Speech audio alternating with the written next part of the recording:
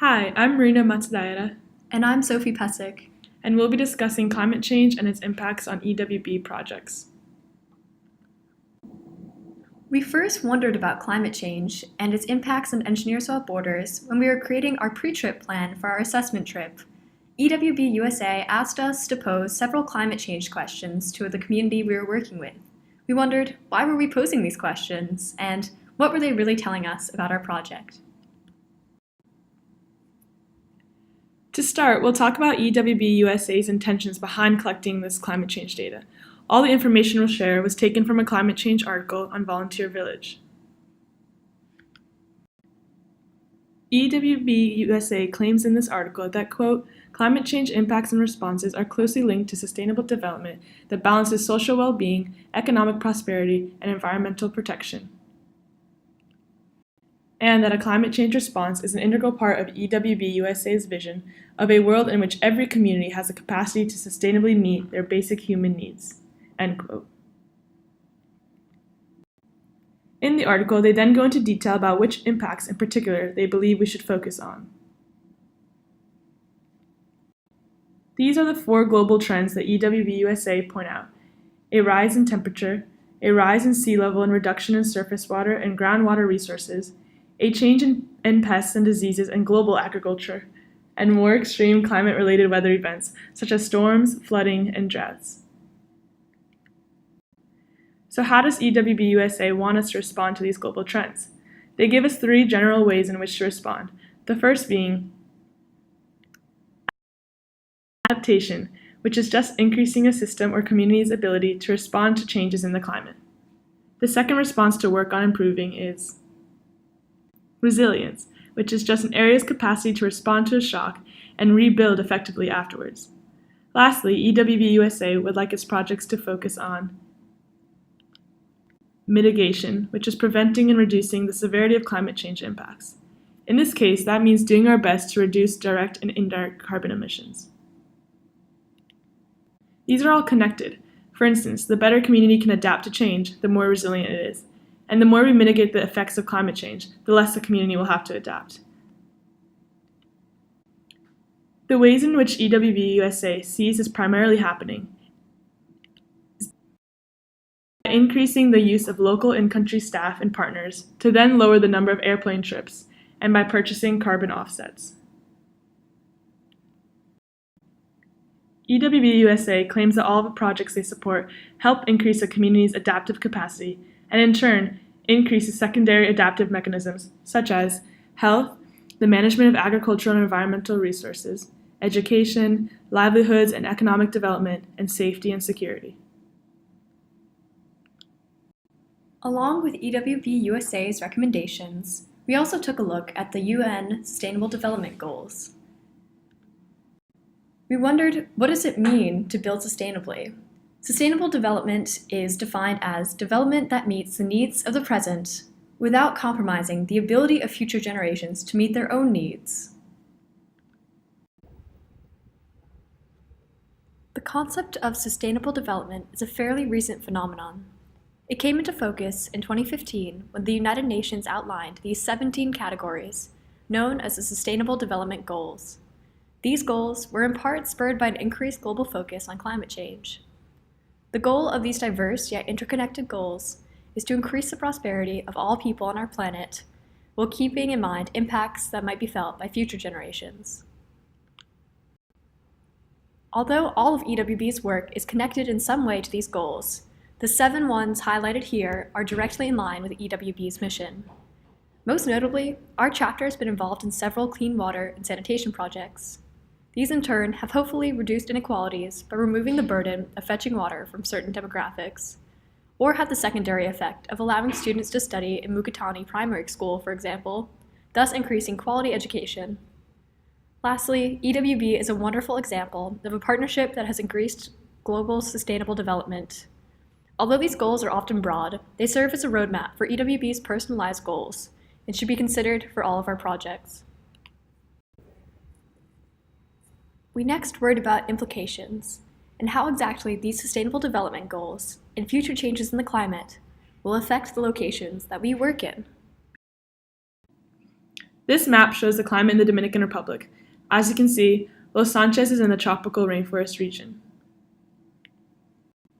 Here, in the next 30 to 60 years, there's a projected increase in temperature by 1.1 to 1.5 degrees Celsius, a 0.4 to 0.7 meter rise in sea level, longer dry spells, and a 4.7 to 8.5% decrease in the annual precipitation. The USAID climate risk profile for the Dominican Republic listed these as the key climate impacts for the Dominican communities. Specifically for EWB projects, this could mean that if coastal zones are in danger, then since much of the Dominican, including the Santo Domingo airport, is right on the water, travel to the country could be difficult, and more problems will arise along the coast. We also took a look at future climate impacts on Kibon, which is in Kenya. As you can see, a lot of Kenya experiences fairly low rainfall, though higher concentrations of rainfall are in the Lake Victoria region near Kibon. Future projections for Kenyan climate include a 1.2 to 2.2 degree increase in temperature by 2050, along with a 0.16 to 0.42 meter rise in sea level, increased severity in dry spells, and increased length of droughts. Additionally, there will be increased frequency and intensity of heavy rainfall events. USAID climate risk profile also suggests that there'll be several challenges in the agriculture, water, human health, ecosystems, and infrastructure development sectors. Specifically, for EWB projects, we'll have to be cognizant of future water trends, as well as how energy and infrastructure, along with agriculture, affects the communities that we work in. A specific impact we'll have to be cognizant of will be the changes in the agricultural climate in the Kibon region. Around Lake Victoria is heavily agricultural and relies on its strong sources of water and rain. Thus, if there's an increased severity of dry spells and heat waves, that could impact the food supplies and vocations of the people that we work with.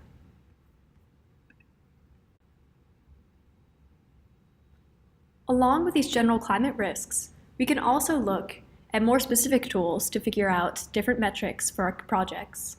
Here, the World Resource Institute puts together an aqueduct water risk atlas, which assesses how much risk there is for various water resources in countries around the globe.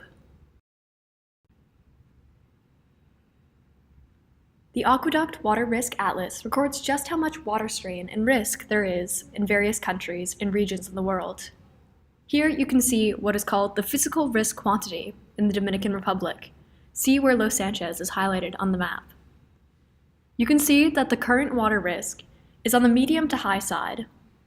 This water risk is calculated using the baseline water stress based on how much storage there is versus how much is being withdrawn, the interannual variability, which is how much water storage and fall changes year to year, the seasonal variability, how much these factors change season to season, flood occurrences, drought severity, and upstream storage, which are places where water can be stored, such as on mountaintops or glaciers. You can also see how future trends will affect the DR's water supplies.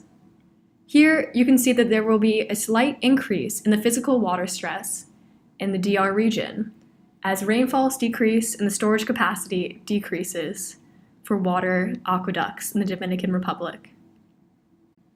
Additionally, we took a look at Kenya's future water risk. Here you can see its current profile. The water risk is on the low to medium side, where baseline water stress, the variability of rainfall, and seasonal variability affect how this current stress is calculated. In the future, it looks like there will be very little change in Kenya's water stress, something to keep in mind in our water development projects. Additionally, we wanted to look into the applications for how we could possibly address these changes in the future climate with our projects and how we decide to build them. We took a look at a potential case study for rainwater adaptation in rainwater catchment systems in Los Sanchez or Kibon. We looked at several possible future climate effects. For instance, if there was an increase in solar intensity, That would mean that having an underground water storage tank, which would facilitate less evaporation, might be advantageous. Secondly, if decreased rainfall is predicted, having a larger water storage system will make it easier to have enough water to withdraw, plenty for the communities that we work in. Lastly, with the increase in heat and disease vectors, we'll have to be careful to make sure that there is no standing surface water in any of the rainwater catchment facilities that we build. Seeing how these individual climate effects can be mitigated through our design adaptations might provide a framework for other mitigation tactics. Although EWB-USA doesn't give us specific engineering solutions to climate change, since they understand that it will look different for every project and community, they do give us specific methods to adapt. So as we figure out the specific engineering solutions, we should pay attention to and focus on equity and justice, modularity and scalability, the local context in the area in which we are working, knowledge and solutions from members of those areas, and integrated and multidisciplinary approaches, which just means acknowledging the fact that everything is connected, that changes in water and land use, for instance, can affect many other cycles.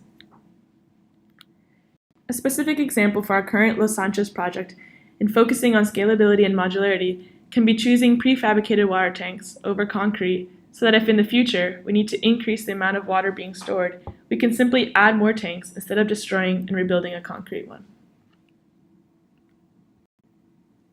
Another example for integrating EWB-USA's climate change adaptation tactics would be changing the survey techniques that we use in Quebec. This would address the attention to local contexts. For instance, we could use surveys that target various demographics, such as women or elderly citizens, instead of using general assumptions or vague information gathering from community leaders in order to make sure that we're addressing the entire community's needs. So what can we take away from all these future predictions about climate change and how it will potentially impact our Engineers Without Borders projects? At the end of the day, even top scientists don't know the exact effects of climate change in the next 10, 50, or 100 years. However, one thing can be very certain. The climate is changing, and it will have implications on all nations, especially those in need of infrastructure development, such as the ones that our chapter, and EWB at large, work in. It is only by continually educating ourselves on the most recent predictions and the most effective adaptations that we can shape our projects to be maximally sustainable and impact the communities at large. Here are the sources we used for gathering information on our presentation. Thank you so much for listening to our presentation. We hope you enjoyed.